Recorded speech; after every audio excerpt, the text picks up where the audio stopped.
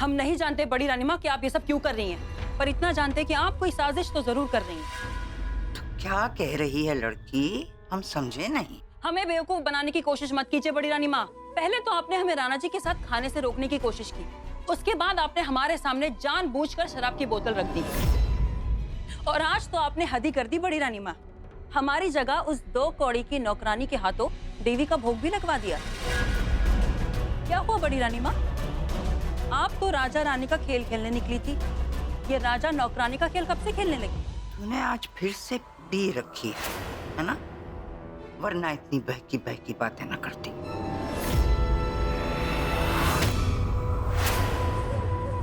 हम आपसे पहले भी कह चुके हैं बड़ी रानी माँ, हमें दूध में से मक्खी की तरह बाहर निकालने की कोशिश मत कीजिए, क्योंकि हम शहद की मक्खी हैं।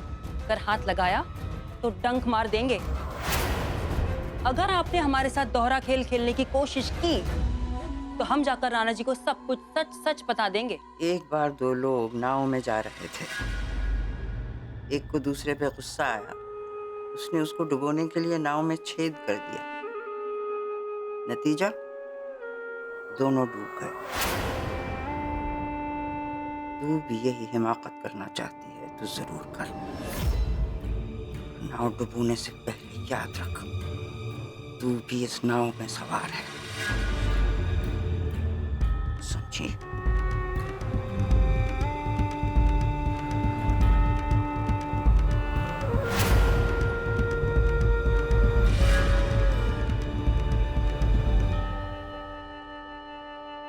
हम तुझे कभी नहीं बताएंगे रागेश्वरी कि हम सावित्री को राणा जी से मिलवाने की कोशिश कर रहे हैं।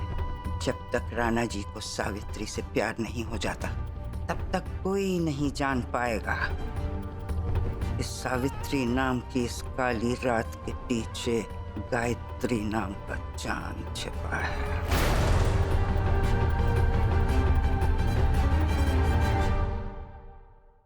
सुन, यो प्रसाद घर में बांट दे। माता जी का प्रसाद से सबको मिलना चाहिए। तूने मन्नत भले ही भगवान से मांगी है गायत्री, पर उसे पूरा सिर्फ हम करेंगे। तुम्हें और राणा जी को ऊपर वाला नहीं, हम मिलाएंगे। चल जा।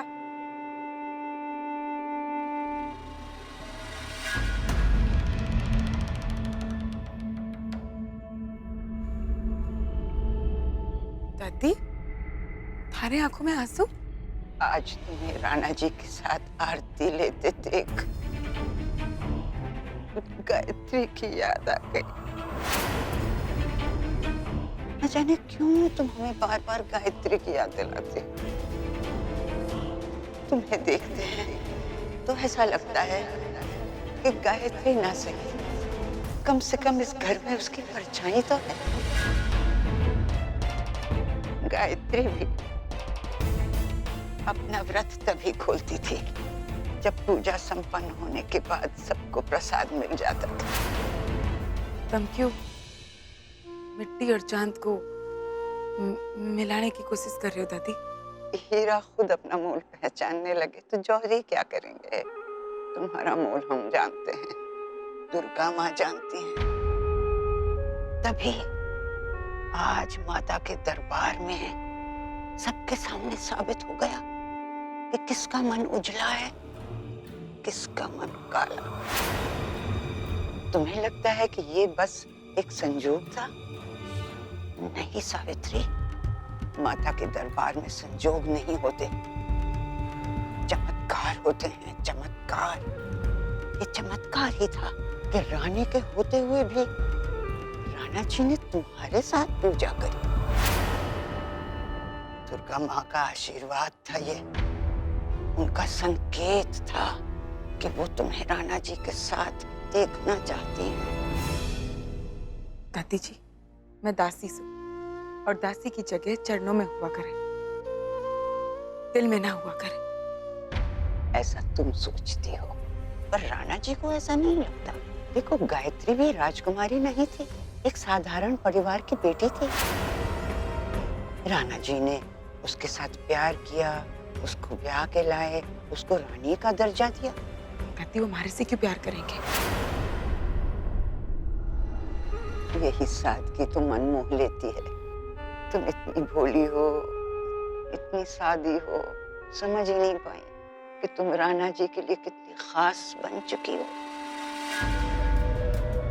और एक बात कहें, हमें लगता है कि जब तक तुम राणा जी के पास हो, उन पर आंच भी नहीं आ सकती। कलयुग हो या सतयुग, देवी माँ प्रार्थना सुनती है, बशर्ते कि प्रार्थना की जाए। आखिरी फैसला तुम्हारे हाथ में है। हम तो बस इतना ही कहेंगे कि हम हर कदम पर, हर मोड़ पर तुम्हारे साथ हैं। जीती रहो। बड़ी रानी माँ, आप बहुत सीधी है। आप सोच रही है कि मैं राणा जी को पाने की प्रार्थना नहीं करती, पर मेरा तो पूरा जीवन उन्हें पाने की प्रार्थना बन चुका है।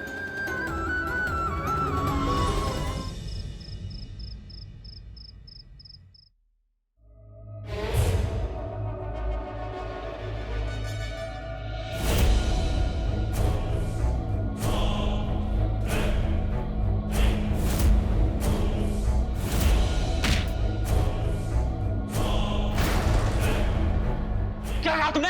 हाँ? हुकुम। हिम्मत कैसे हुई तुम्हारी? आप जानते नहीं इन्होंने स्वर्णिका पे कितनी गंदी नजर डाली।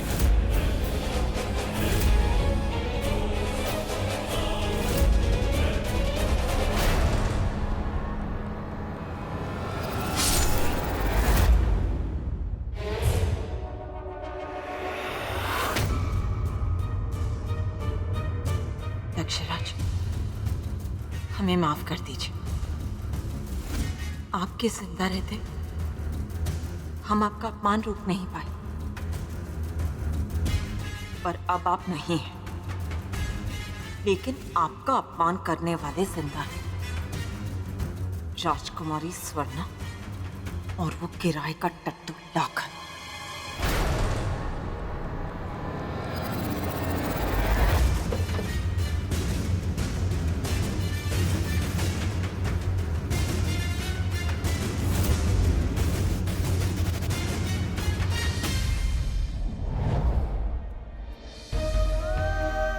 पता नहीं राजकुमारी अब कहाँ हो, कैसी हो। रानी गायत्री ने तो कहा था कि आप जल्दी आ जाओगे, पर अभी तक आपकी कोई खबर नहीं आई। पता नहीं आप कहाँ हैं, कैसी हैं।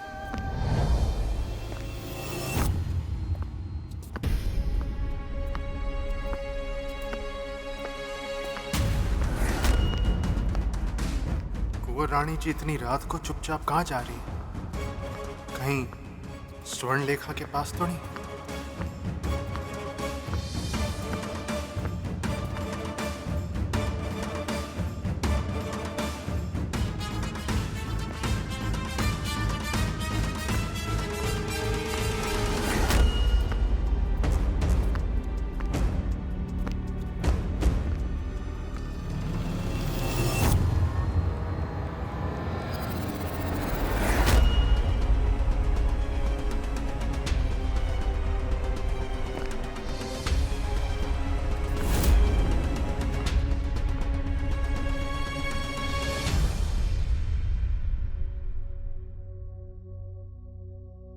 रुकिए राणा जी।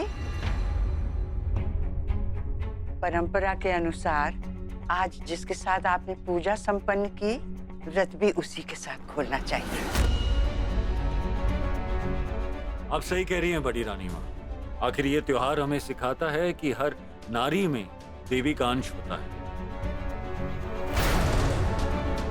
और जिस अंश का साथ स्वयं माँ दुर्गा ने दिया है, हम उनका साथ क्यों नहीं देंगे। सावित्री, आओ बैठो। नहीं नहीं, मैं यही ठीक हूँ। आओ राजा जी, बैठो, ऊपर बैठो। मैं यही ठीक हूँ।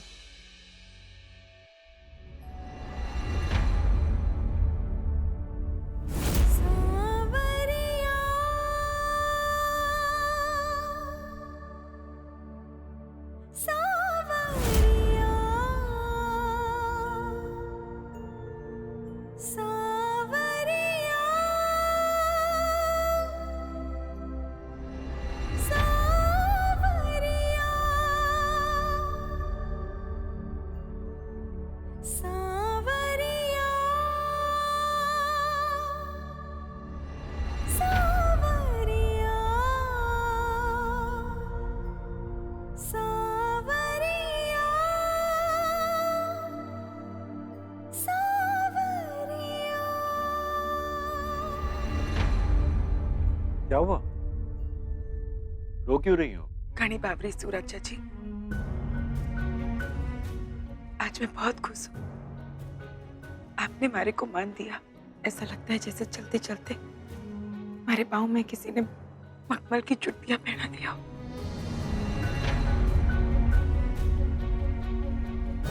आज का दिन मैं कभी नहीं भूलूंगी रचा जी।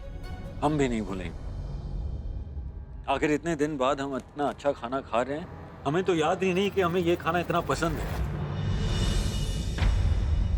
पर मैंने याद था। क्या कहा? राजा जी, थारे को ये खाना चोखा लगा है, तुम्हारे हाथ का बादाम का हलवा खाकर देख। खाते ही किसी अपने की याद आ जाएगी। हम तुम्हारा मतलब नहीं समझे। जब खाएंगे तो समझ आ जाएगा। ऐसी खुशी मिलेगी जैसे जैसे खोई हुई भैंस मिलने पर हो। मैं भी आई।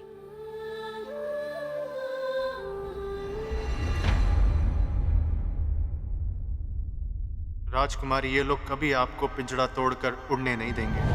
ये आपके पंख काटकर आपसे आपकी उड़ान छीन लेंगे राजकुमारी। हम जैसे दो टुकड़ों में बट गए हैं। एक कहता है कि अभी अभी हमने अपने पति को खोया है, चाहे नाम कैसे हमारा सिंदूर मिटा है। हम इतनी जल्दी कैसे भूल सकते हैं? और दूसरा कहता है तुमने आज तक बस सांसें ली हैं स्वर्णा, जिंदगी कभी नहीं जी। अब जी के देखो, हम करें तो क्या करें?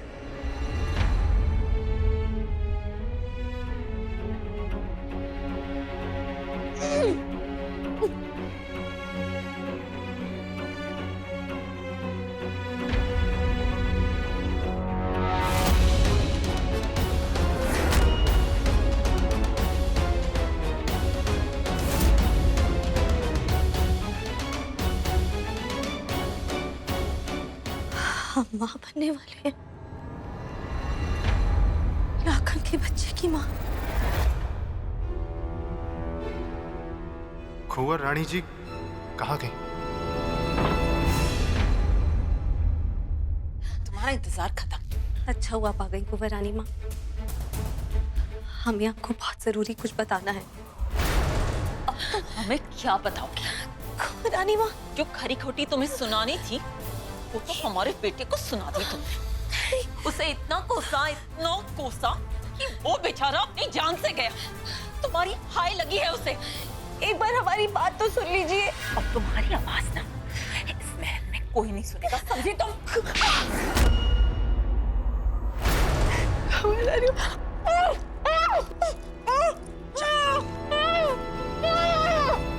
मुझे दूसरी तरफ देखना चाहिए।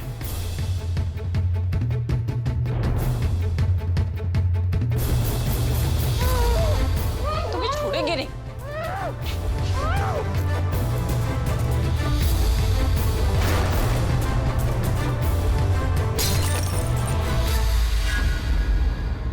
हमारी बात सुनिए, हम आपसे बहुत जरूरी बात करना चाहते हैं।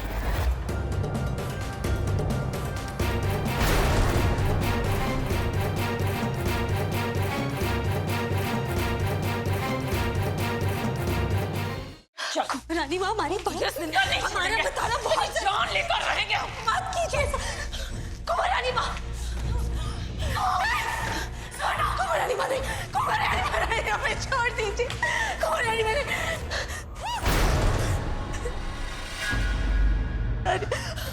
छोटे कुंवर जी अपनी माँ को छोड़कर चले गए, लेकिन उनकी माँ अभी जिंदा है और ये माँ तेरा इंसाफ करेगी स्वर्णा। तूने उन्हें ताने दे देकर मार दिया, लेकिन अब उनके मौत के इल्जाम में ये माँ तुझे मृत्यु दंड देगी। आप मृत्यु दंड। हमारी बात सुन लीजिए, हमारा कहना बहुत जरूरी है।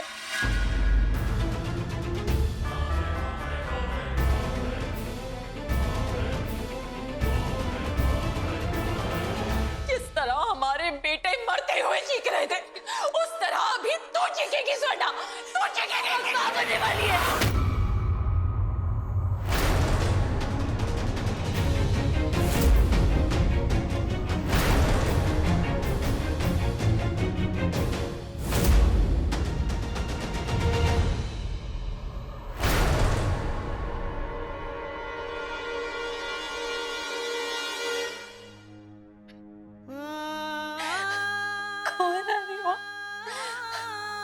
हमें अपनी जान की फिक्र नहीं है, पर इस बार हम अकेले नहीं हैं। हम मां बनने वाले हैं। हमारी जान बख्श दीजिए, हमारा बच्चा। मतलब जब हमारा बेटा अपनी आखिरी सांसें गिन रहा था तो तू अपने यार के साथ रंगरलियां मना रही थी। अब देख सरना, हम तुझे मारेंगे नहीं, हम तुझे तड़पा के मारेंगे। घबरानी हमारी बात सुन लीजिए, हम एक मासूम जिंदगी को नहीं मार सकती। आप इस मासूम को दुनिया में आने से पहले ही मार देगी। नहीं घबरानी, हम ऐसा नहीं कर सकती। जब तक छोटे कुंवर से जिंदा थे हमें ये वारिस चाहिए था, लेकिन अब उनके जाने के बाद ये उनके नाम पर एक धब्बा है। और अब तुम्हारे साथ साथ हम इस वारिस को भी मिटा देंगे।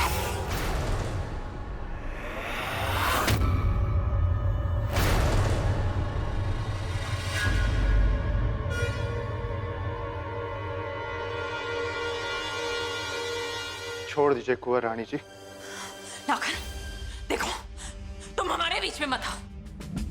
हम तुम्हें दुगनी कीमत देंगे, तिगनी कीमत देंगे तुम्हें। अब बात है ना पैसों से बहुत आगे बढ़ चुकी है। महल के रीत रिवाज मैं नहीं जानता, पर हमारे गांव में ना जब कोई बाप बने से तो वो जरूरतमंदों में खैरात बांटे से। किस्मत वाली हैं आप। आज मैं आपकी जिंदगी खैरात में देता हूं, पर दोबारा अगर मेरे बच्चे की तरफ आंख उठा के भी देखा ना तो याद रखिएगा, खैरात बार बार नहीं मिलती। आपने या कुंवर जी ने अगर राजकुमारी की तरफ आंख उठा के भी देखा या उनके बारे में कुछ भी सोचा ना तो मैं राणा जी को सब कुछ बता दूंगा, और ये भी बता दूंगा कि ये बच्चा हमारा है।